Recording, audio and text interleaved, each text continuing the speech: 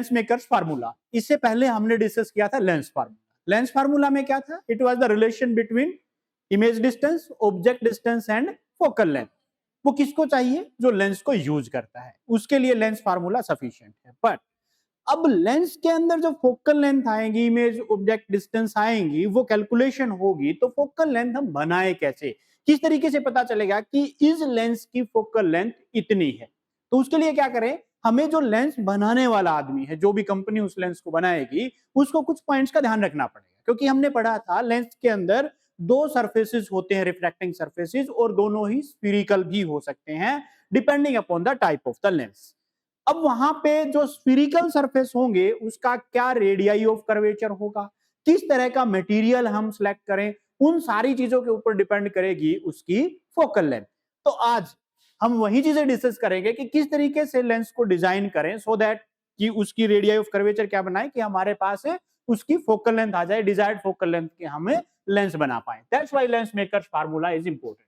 लिखा भी है यहाँ पे, it is the distance, it is the relation between focal length, refractive index of its material and the radii of curvature of two surfaces is called a lens maker's formula.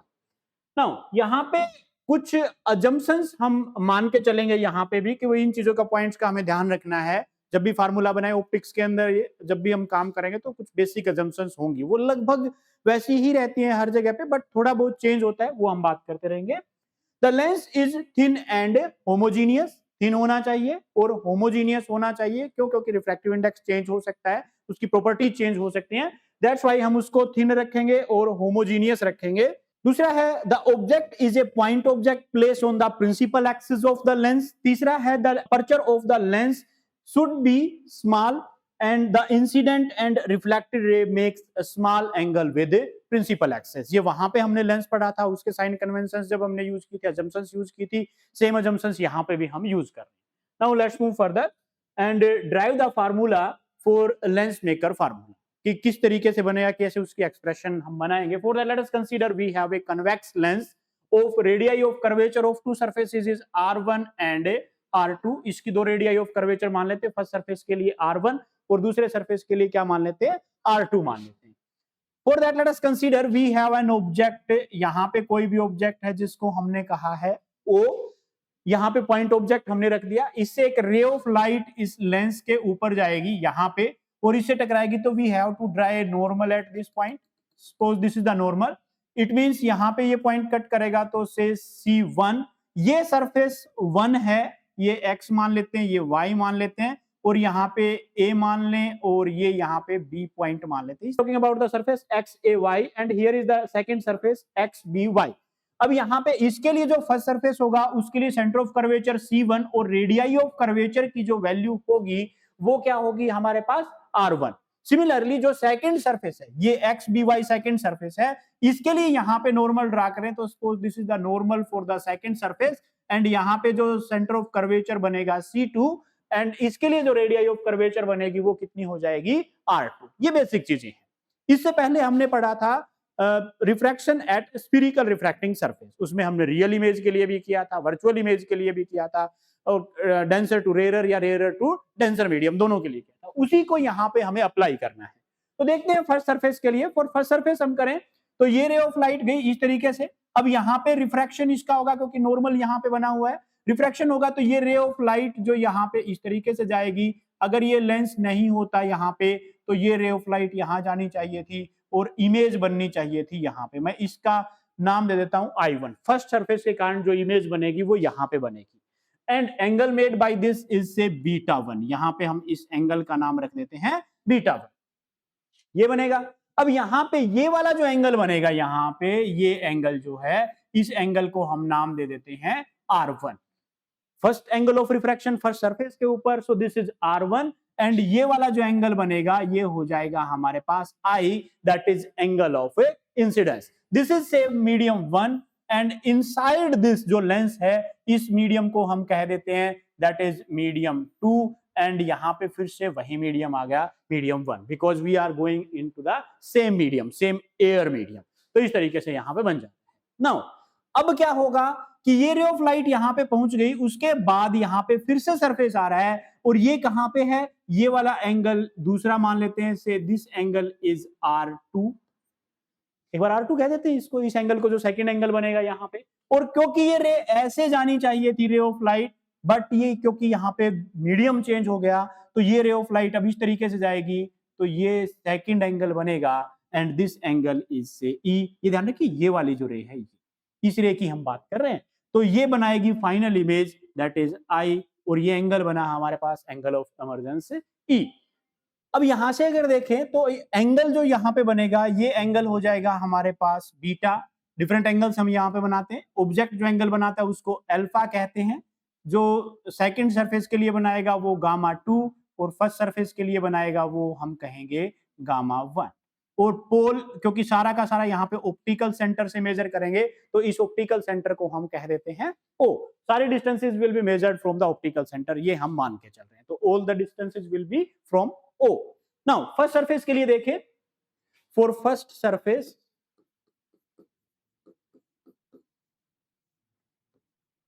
that is mu1 2 that is equal to sin I by sin R1, क्योंकि यहां पे first reflection था, हमने angle लिया था R1। Since angles are small we can write that is this is I by R1, and यहां पे ये हमें पता है mu1 2 होता है that is mu2 by mu1। This implies that we can write that is mu1 I is equal to mu2 R. Is it okay? This is say our equation number 1. Another surface, that is for second surface. Second surface के लिए करें तो ये वाला surface अब की बार बनता है, उसमें क्या हो जाएगा that is mu2 to 1 जा रहे हैं हम, that will be equal to sin R2 divided by sin E, क्योंकि यहां से जा रहे हैं इस मीडियम से दूसरे मीडियम में, यहां पे हो जाएगा हमारे पास that is equal to mu1 by mu2। Since angles are small so we can use that is R2 divided by E, and E क्योंकि वो सेम मीडियम में जा रहा है तो E and I are equal here, that is E is equal to I, so I can use instead of E I can use here R2 by I, and again यहां से भी इसको solve करेंगे तो हमारे पास जो वैल्यू आएगी that is mu1 I, इसको सोल्व करते हैं तो is equal to mu2 R। Is it okay? This is से equation number 2। Next step is to find out the value of I and R in these triangles. जैसे पहले हमने discuss किया था रिफ्रैक्टिंग सरफेसेस के लिए, तो I और R की वैल्यू निकालते हैं, तो यहां से एक बार I और R की वैल्यू निकालने की कोशिश करते हैं। तो देखिए फ्रॉम ट्राइंगल, ये वाला इस पॉइंट को हम नाम दे देते हैं M, और इस पॉइंट को यहां वाले पॉइंट को नाम दे देते हैं हम N। ऑप्टिकल सेंटर को मैं यहाँ पे P लिख देता हूं, यहाँ पे पोल से हो जाएंगे ना सारी के सारे डिस्टेंस पे पोल से मेजर करते हैं, दिस पॉइंट इज से P, तो OMP इस ट्राइंगल से देखा जाए तो अल्फा किसके इक्वल होगा, जो एंगल I है, ये ट्राइंगल बनाएगी हमारे पास that is triangle OMC1।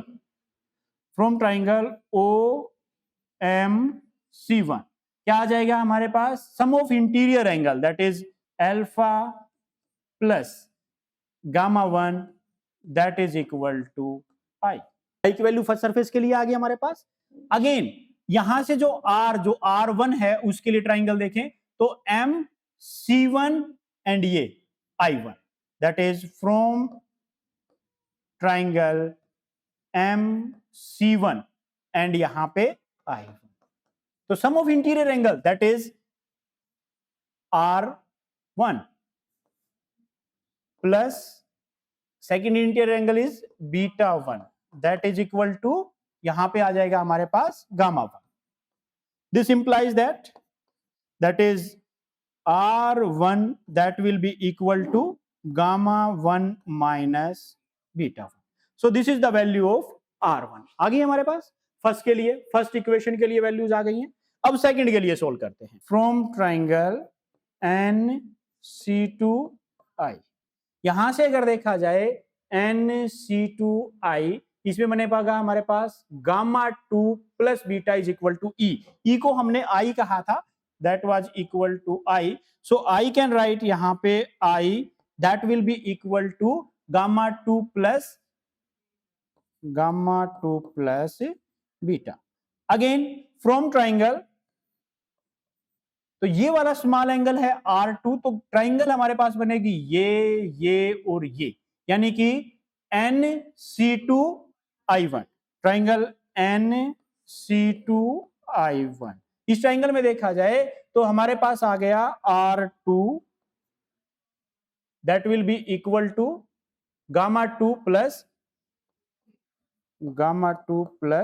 beta 1. So we have value of I and R2 and all these values. Using all these value in these equations, we get, यहां से अगर इस इक्वेशन में पुट करें ये वाली वैल्यू उठा के इस इक्वेशन के अंदर, तो क्या बन जाएगी हमारे पास μ1, I1 की वैल्यू यहां से पुट कर देंगे, that is alpha plus gamma 1 is equal to μ2, R की वैल्यू कितनी है, R1 is equal to gamma 1 plus beta 1, gamma 1 minus beta 1. This is another equation, and this equation is say equation number 3. Using these values in this equation, we get, that is μ1, I की जगह पे हमारे पास हो गया, that is gamma 2 plus beta is equal to μ2, and R2 की जगह पे हमारे पास हो गया gamma 2 plus beta 1. This is से इक्वेशन नंबर 4. स्टेप्स ध्यान रखने हैं, हमारे पास दोनों सरफेसेस के लिए जो इक्वेशन थी वो आ गई. नेक्स्ट स्टेप में अब हमें क्या करना है, इन दोनों इक्वेशन, क्योंकि यहां पे लेंस कैसे बनाए, दोनों सरफेसेस को जोड़ा गया है, तो ये जो दो इक्वेशन आई हमारे पास, इन दोनों इक्वेशन को हम कर देंगे इकट्ठा. जोड़ते ही क्या हो जाएगा, that is adding 3 and 4.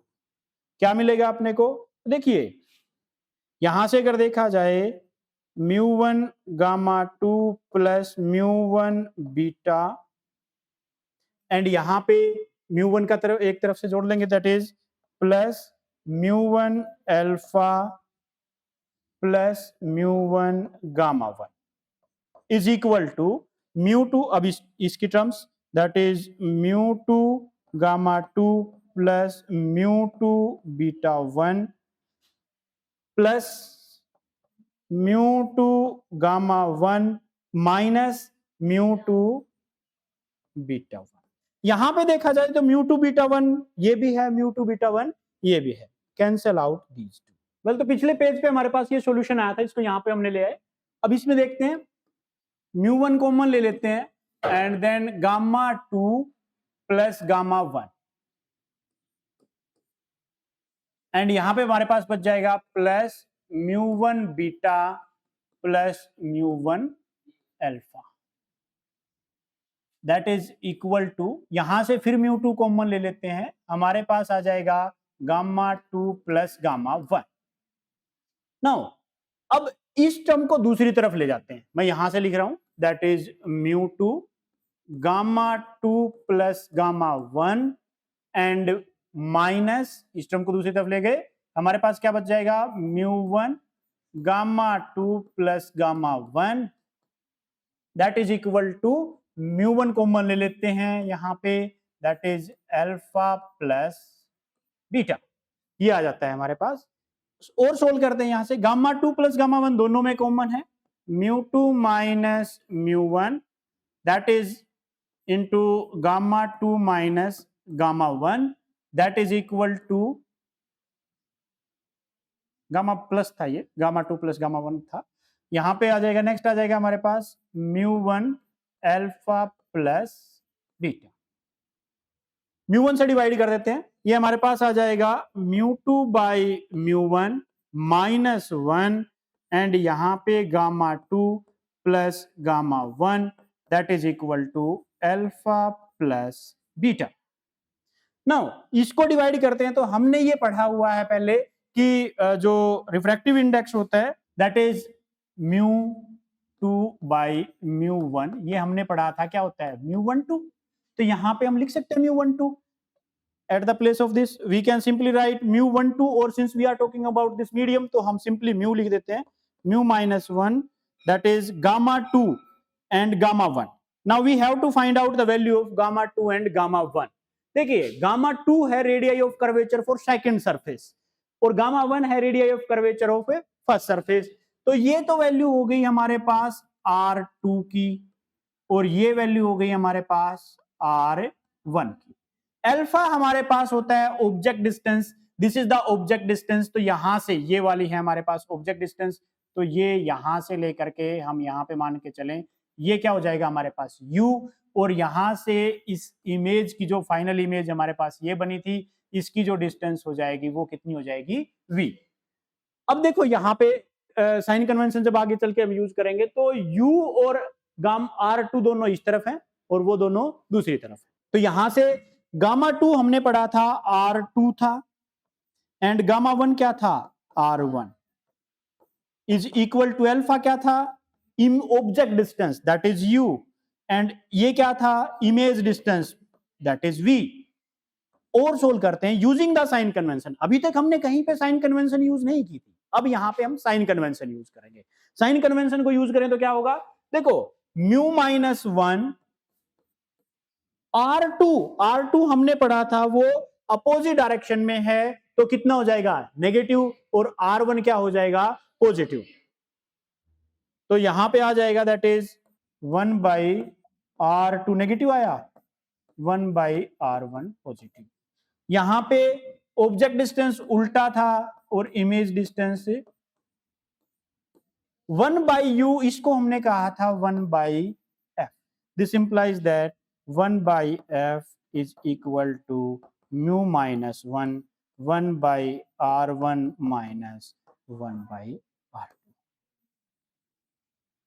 In this way we can find out the radii of curvature. क्यों इंपॉर्टेंट था हमारे पास दोनों सरफेस की रेडियाई ऑफ कर्वेचर है यानी बनाने वाला जो इस लेंस को बनाएगा उसको क्या चाहिए उसको ये देखना है कि ये फोकल लेंथ अचीव करने के लिए उसको कौन सा तो रिफ्रैक्टिव इंडेक्स सेलेक्ट करना है. फॉर एग्जांपल कोई भी रिफ्रैक्टिव इंडेक्स उसने सेलेक्ट कर लिया भाई उसको कंडीशन लगा दी हमने वो फ्लिंट ग्लास लेगा क्राउन ग्लास लेगा या और कोई ग्लास लेगा उसी कंडीशन हमने उसको दे दी. It means mu is fix. अब क्या चेंज करना पड़ेगा उसको two things are there that is radii of curvature. ये फिक्स हो गया तो फिर कौन सा लेगा R1 R2 की वैल्यू एडजस्ट कर लेगा and that can achieved by using the value of focal. तो इस तरीके से लेंस मेकर्स जो भी होता है वो इस तरीके से अपना बना सकता है. एग्जाम में कई बार इसको एब इनिशियो मेथड से भी पूछा जाता है यानी कि लेंस फार्मूला यूजिंग एब इनिशियो मेथड. तो लेंस मेकर्स फार्मूला के नाम से पूछा जाए एब इनिशियो मेथड नाम से पूछा जाए दोनों क्वेश्चन एक ही हैं. This is the most important question क्योंकि ये एक ऐसा क्वेश्चन है इसी के अंदर पहले वाले आपके जितने भी क्वेश्चन हमने रिफ्रैक्टिव इंडेक्स वगैरह के जो भी किए थे जितनी भी नॉलेज अभी तक गेन की थी तुमने जिस भी आर्टिकल की वो सारी की सारी इस एक क्वेश्चन के अंदर सोल्व हो जाती है. तो इसलिए आमतौर से एग्जाम में इस क्वेश्चन को पूछा जाता है. सो this is most important question. इसकी प्रैक्टिस जरूर करनी है. बगैर प्रैक्टिस किए ये सोल्व होना बहुत मुश्किल है. कहीं ना कहीं छोटी मोटी मैथमेटिकल मिस्टेक हो सकती है.